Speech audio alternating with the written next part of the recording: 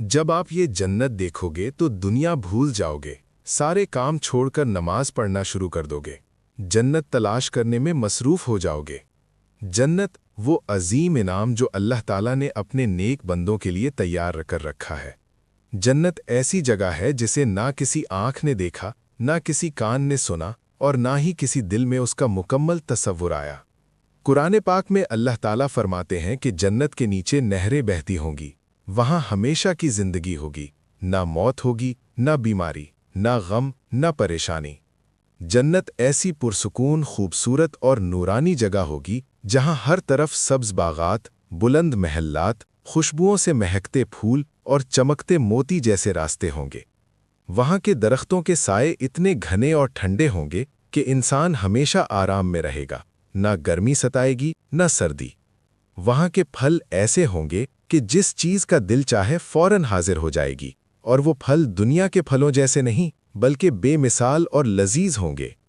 जन्नत में दूध, शहद, पाकीज़ा पानी और शराब तहूर की नहरें बहती होंगी, मगर वो शराब नशा नहीं देगी बल्कि दिल को खुशी और सुकून देगी। जन्नत के 8 दरवाजे होंगे और हर दरवाजे का एक ख़ास नाम और ख़ास फजीलत होगी। इन दरवाज़ों के नाम अहादीस में बयान हुए हैं।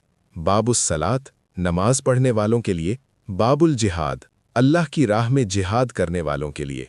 बाबुस सदका, सदका देने वालों के लिए। बाबुल रैयान, रोज़ादारों के लिए ख़ास दरवाज़ा।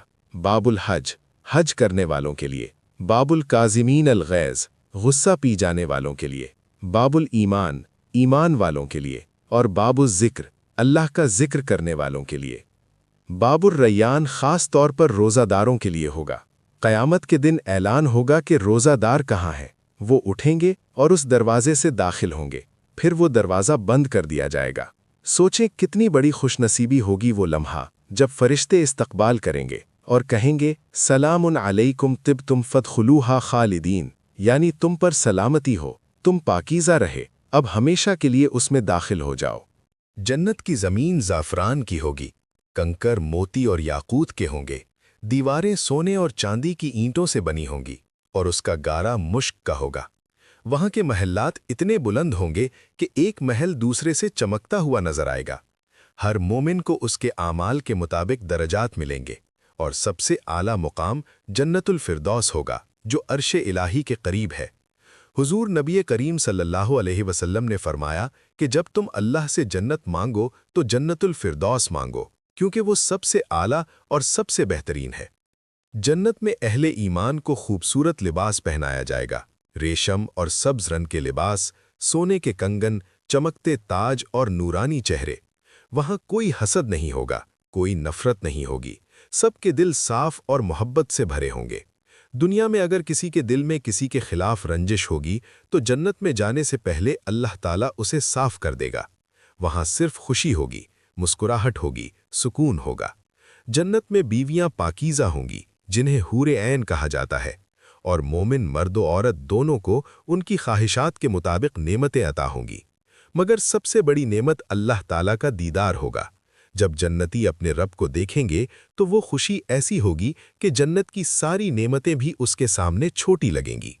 जन्नत की जिंदगी हमेशा की होगी, ना बुढ़ापा होगा, ना थकन, ना नींद की जरूरत।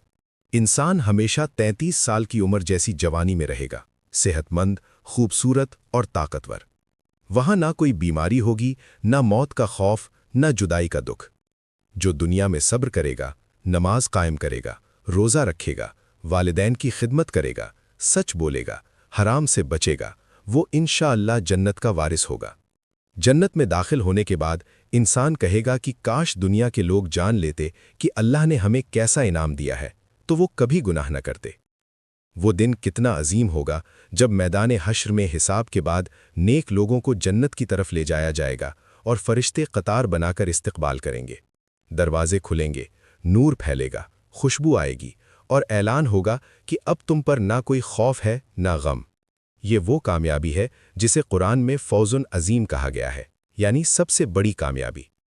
दुनिया की दौलत, शोहरत, ओहदे सब खत्म हो जाएंगे, मगर जन्नत की एक झलक इन सब से बढ़कर होगी।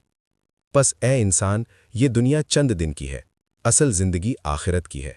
अगर हम सच्चाई, नमाज, روزہ، زکوٰۃ، خدمت خلق اور اللہ کی اطاعت اختیار کریں تو جنت ہمارا مقدر بن سکتی ہے۔ جنت صرف کہانی نہیں بلکہ سچائی ہے، اللہ کا وعدہ ہے اور اللہ کا وعدہ سچا ہے۔ اللہ ہمیں جنت الفردوس میں داخل فرمائے اور اپنے دیدار کی نعمت عطا فرمائے۔ آمین۔